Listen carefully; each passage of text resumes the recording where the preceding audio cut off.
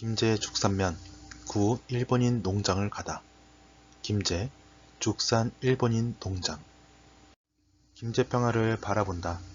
누런 곡식들이 줄맞춰 숨고르기를 하는지 가을 들녘은 고요하기 이를 데 없다. 지평선을 따라 자란 이름 모를 나무, 이제나 저제나 벼 이삭에 내려앉을 기회를 엿보는 참새들, 그리고 바람과 구름이 만드는 변주곡이 들리는 이곳 김제평야는 오래전 그들의 땅에 자행되었던 지옥과 통한의 세월을 다 잊은 것처럼 새치름하다. 이제 막 세수한 낯빛처럼 청명하다. 신나게 놀다가 저도 모르게 잠이 든 아이의 얼굴처럼 평화롭다. 만경강과 김제평야를 온기로 덮어주던 해가 조금씩 머리를 땅에 대고 누른다. 해가 이불자락이 들이우고 어둠이 너른 들판에 스며든다. 생명을 가진 모든 것들이 그 안에서 고요와 평화를 베고 잠이 든다. 별이 가로등처럼 반짝이며 철새의 하늘길을 가만히 밝힌다. 김제와 지평선. 잠시 김제를 가만히 발음해보자. 김 뒤에 따라오는 제를 발음할 때면 자신도 모르게 말끝을 길게 빼게 된다. 애써 짧게 발음해보려 해도 안 된다는 걸 방금 당신은 김제를 발음하면서 알게 되었으리라. 길게 발음되는 제는 끝날 줄 모르는 지평선을 닮아 그런 줄도 모르겠다. 다시 김제하고 읊조려 보자. 아까보다 훨씬 자연스럽게 지평선이 떠오를 것이다. 몇 번 더 하다 보면 이젠 발음하지 않아도 저절로 김제평야가 떠오른다. 탁 트인 대지 위로 아롱아롱 아지랑이가 피어오르는 것까지 보았다면 경지에 이른 것이다. 이제는 지평선 위로 길게 드리워진 그림자 무리를 그려보자. 그림자는 짧아도 되고 길어도 된다.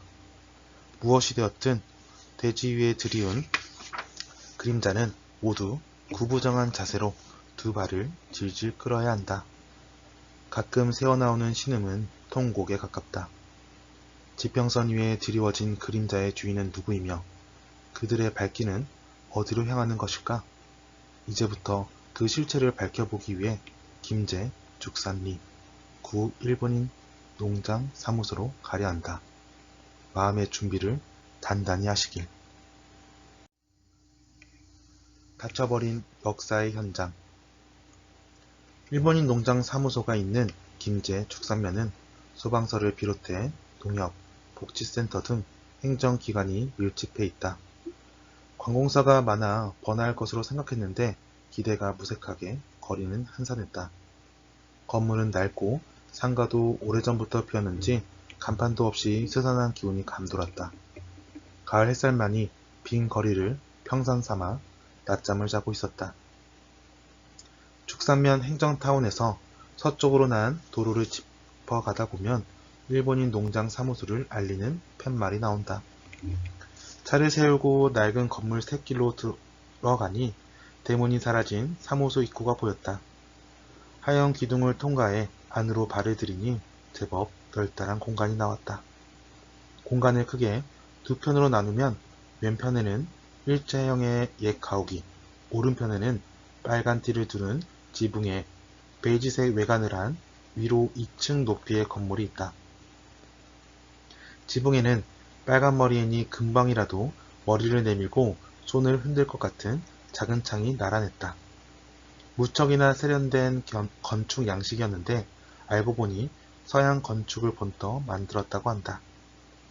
1916년에 세워진 이 사무실 외관은 말끔했다.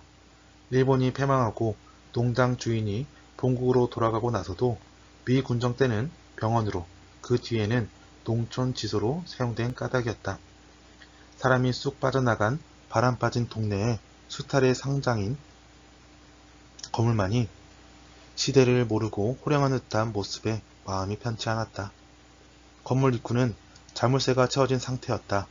코로나로 방문객이 거의 오지 않았다는 증거였다. 아쉬움을 안고 창을 통해 안을 들여다봤다. 널찍한 로비에는 노인 건물 하나 없이 횡했다. 다만 벽을 따라 이곳에 관한 정보를 담은 글과 그림이 장식되어 있었는데 창을 통해서는 정확한 내용을 확인할 수 없었다. 그나마 열려있는 사무실 문을 통해 책상, 타자기, 금고로 짐작되는 물건으로 각 방의 용도를 짐작해 볼 수 있었다. 건물에서 멀리 떨어져 다시 건물을 응시했다. 노란빛이 감도는 건물은 세련미가 흘렀다. 세련미는 뭘까? 그 당시 조선인은 절대 따라잡을 수 없는 어색함 없는 깔끔한 분위기가 아닐까 싶다. 동쪽에 가장 열악했던 나라 일본은 웨이지 유신과 유럽과의 교역을 통해 궁극의 세련미를 갖추게 된다. 결국 이들의 세련미는 한 민족의 고유의 분위기가 아닌 강대국의 문화를 그대로 카피한 조악한 문화의 또 다른 이름이 된다. 조선인은 조선인 나름의 세련미로 풍류를 즐기고 삶을 안온하게 살아온 이들이다. 이들에게 땅은 자신의 세련미를 나타내는 상징이다. 농사를 지을 때 빼고는 절대 굽히지 않는 의지로 땅을 사랑하고 감사하고 존경하며 살았던 그들이지만 허영과 야욕이 만들어낸 세련미에는 여지없이 잠식당하고 만다. 사무소 왼편에는 일본식 가옥이 있다. 빨간 슬레이트 지붕을 얹은 길쭉한 건물은 숙소 겸 농장 창고로 쓰였다고 한다. 자물쇠가 걸린 입구를 지나쳐 건물 뒤로 돌아가니 부엌문이 개방되어 있었다. 문 너머로 작은 솥이 걸린 부뚜막이 보였다. 장 기운이 감도는 부뚜막 오른편에는 작은 온돌방이 있었다. 온돌방은 이곳이 농장에서 일하는 사람의 숙소임을 말해주었다. 부엌에는 또 다른 문이 있었다. 그 문을 열고 나가자 넓은 창고가 나왔다. 지금은 텅 비어 있지만 오래전 이곳에 천장까지 쌀가마니가 쌓였을 것이다. 여기에 쌓아지고 실려나갔을 쌀가마지의 양은 지금의 나로서는 짐작조차 되지 않는다. 분명한 건 일본인 지주 하시모토가 조선인 소장농을 이용해 손 하나 대지 않고 코를 풀었다는 점이다. 창고 안을 꽉 채웠을 쌀가마니, 그것을 이고졌던 수작인들의 녹진 땀과 피고름이 이 창고 어딘가에 화석으로 남아있을지도 모른다. 그것에 동위원소를 분석해 통 안으로 얼룩진 그들의 삶을 기록해야 하는 것이 우리가 할 의무라는 걸 벌어진 나무 틈 사이로 새어 들어온 한 줄기 햇살이 얼룩진 벽에 글을 새긴다. 하시모토와 보따리. 김제 죽산리 구 일본인 농장주는 하시모토 나카바다. 그는 어떤 인물일까? 기록에는 그저 무역업을 하다 조선 청독부로부터 동진간 일대의 개간지를 불어받게 되었다고 적혀있다. 그가 러일 전쟁 때 참여했던 군인이라는 설도 있지만 아무튼 그는 조선으로 와 조선 청독부의 후원 아래 일본인 지주로 급부상한다. 그는 1916년 죽산으로 거주지를 옮기면서 농장 경영을 시작했다. 1931년에는 죽산면 농장을 법인 주식회사로 변경하여 대대적으로 사업을 확장했다. 이로써 그는 김제, 동진간 일대 350정보와 세유지 90정보 등 총 132만 평의 지주가 됐으며 100여 가구 550여 명의 소작인을 둔 사업가가 되었다. 마을 읍장을 하며 마을 일에 사사건건 관여했다는 건 모르긴 몰라도 자신의 권력을 이용해 수많은 조선인에게 뼈에 사무치는 아픔과 피비린내 나는 삶의 질곡을 경험하게 했을 것이다. 천년만년 누릴 줄 알았던 하시모토의 부는 결국 일본의 패망과 조선의 광복으로 끝이 난다. 보따리 하나를 안고 조선을 떠난 하시모토가 어떤 삶을 살았는지 알려진 바는 없다.